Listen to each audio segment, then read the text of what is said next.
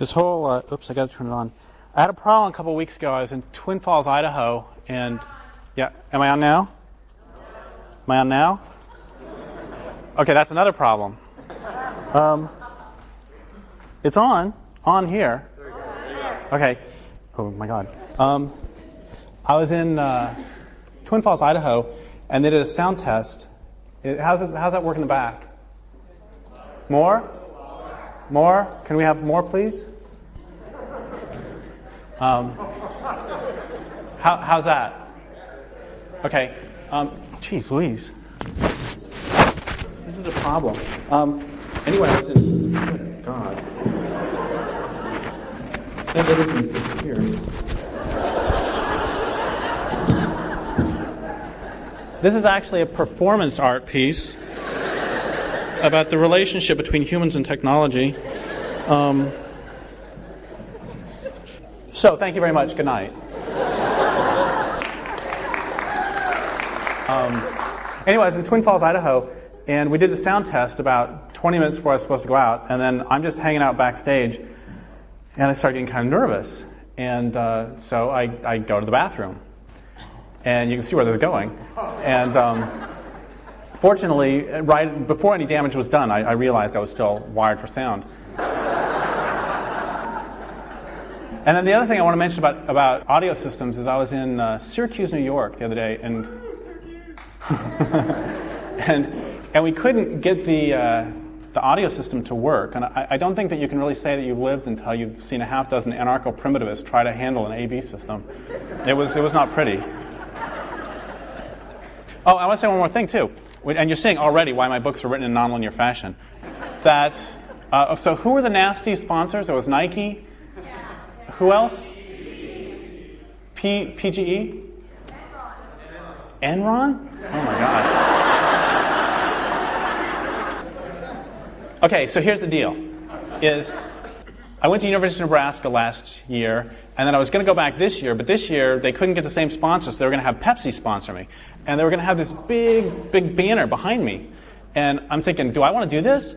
And then at first I was thinking the only way I would do this is if I was actually going to slam Pepsi when I'm up there. And I was like, I don't know if I want to, well, it's not that I'm afraid to do that. It's like, that's not the best thing to do. And finally what I realized is I want to, what do they call this, reverse engineer? I wanted to reverse engineer the advertising. So the plan is by Nike sponsoring this, now all of you are supposed to identify, me with Nike. You think about my work, and then you're supposed to think Nike, shoes, all that stuff. But here's the deal. Let's make it go the other way. So now, every time you see a swoosh, you instead think about taking down civilization.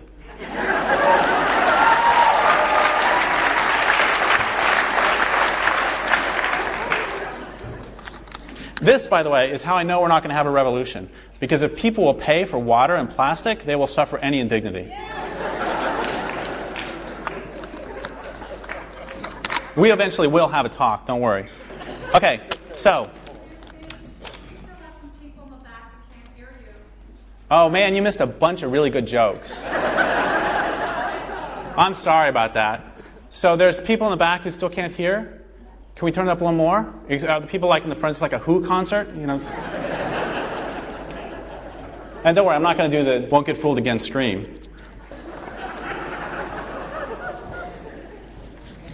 Anyway, this is actually the first place I've ever done that has a balcony, so that's kind of cool. No, there's one other place I did a balcony. Princeton. It's pretty cool. I was talking to Princeton, and later on somebody asked me what I thought about the architecture. I didn't know what to say. I said the first thing that came to mind, which is, I don't think it would burn very well. Anyway, I don't know where that came from. So I'm really happy with the turnout. I'm so happy with the job of promotion that Ilahi and other people like and June and Peter Schoonmaker, where'd he go? There he is. Peter Schoonmaker has done, and I'm so happy with the promotion, which is actually, to be honest, the second best promotion that anybody's ever done. The best promotion was this little bookstore in Eugene, Oregon, that put out a flyer with my name and date on it, and they also put out a flyer that had somebody else's name and my date, which is kind of cool, because then I end up with his audience. the thing that was especially strange about that is that the guy who was going to be there the next week was Dick Ranger, poet and porn star. So there's Dick's deal. I'll just put this over here for now. It was a good idea, but it didn't quite work because only one of Dick's fans showed up, who was an elderly gentleman who spent the entire evening wandering around the back of the store, muttering that his welfare officer only allows him to spend $4.75 a month on porn. So it was a good idea, good execution, but it just didn't quite work out. Anyway, I would like to thank Peter Schoonmaker and Ilahi and its board, Myth Media, Looking Glass Books, Nike, Enron, and Take Down Civilization. And as long as I'm thanking people, I would also like to thank the Kansas Farm Bureau Rural Health Department for a hug. Actually, not for a hug, for a coupon, good for a hug. This is their response to the farm crisis. It's money for ADM and Cargill, and for family farmers, hugs. Or coupons, good for hugs. Because hugging feels good, it overcomes fears, eases tension, provides stretching exercises if you're short, stooping exercises if you're tall. I'm not making this up. Hugging also doesn't upset the environment, it saves heat, is portable, requires no special equipment, makes happy days happier and impossible days possible. Good hugs can help you bear almost anything.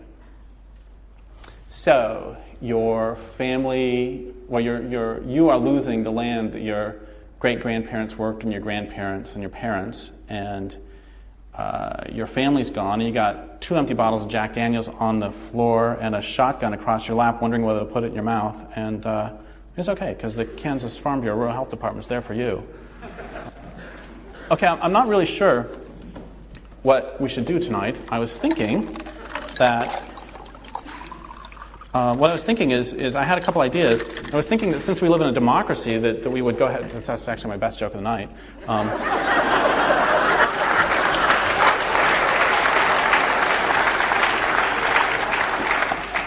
I was thinking that what we would do is we'd take a vote, and whether you wanted me to talk about language or culture, and then so since we do live in a democracy, that what would happen is you vote, and then I just ignore you and do whatever the hell I want anyway. But I'm just going to cut to the chase and go ahead and do this, I think. Unless any of you have any campaign contributions, in which case we'll talk. So I guess I'll start by talking about how language came to be. It was, I started this book because I like to eat meat and I don't like to support factory farming. So I started raising chickens and ducks for eggs and meat.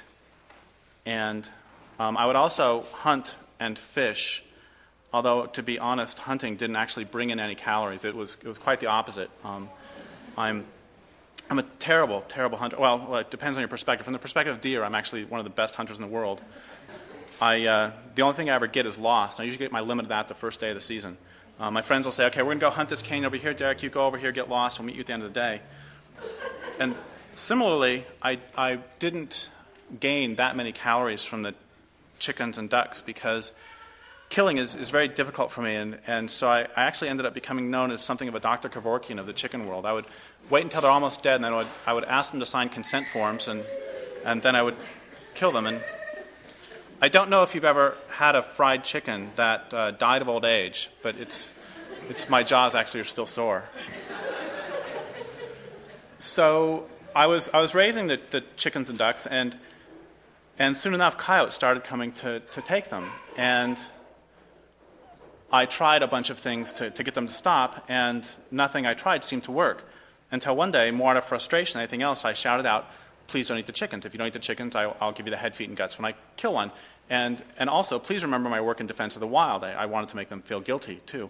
And they actually stopped coming to take chickens and ducks. And at first, I didn't think anything about it, because normally the coyotes would come, and they wouldn't come, and they would come, and they wouldn't come. And so they didn't come for a couple months. That's all right. And about that time, my dog started eating eggs, because I didn't pen the chickens, and so the chickens would lay eggs anywhere except in the nesting boxes. And so the dogs were eating eggs, and I tried the authoritarian thing. I would hold an egg at arm's length, and I would say, no eggs, no. And the dog would roll on his back and wag his tail, and I taught him to do that very well. And then I would go inside, and he would eat more eggs. And so I thought if it worked for the coyotes, maybe it'll work for the dogs. And so I said, don't eat the eggs. And And he stopped. And what I gave him in exchange is I gave him second dibs on everything I got out of the dumpster. Of course, I got first dibs. And which, by the way, how many of you in here dumpster dig with any regularity? That's good. So somebody just shout out, what's your best haul ever? 3 boxes of heirloom tomatoes. 3 boxes of tomatoes? Heirloom tomatoes. Uh-huh. 5 boxes of soy milk. 5 boxes of soy milk. Silk skirt. Silk skirt. I think she's got everybody else pretty much. 30 REI pens and a backpack, a stamping pad with a little carrot and a baby.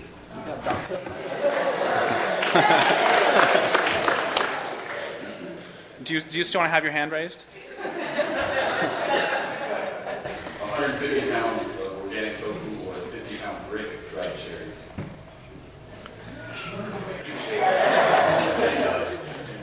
I was actually quite proud of my garbage bag of cashews until tonight. The garbage bag was great because my dogs got sick of cashews, my cats and my mom's sick of cashews. I'm sick of cashews. It's like cashews for everybody.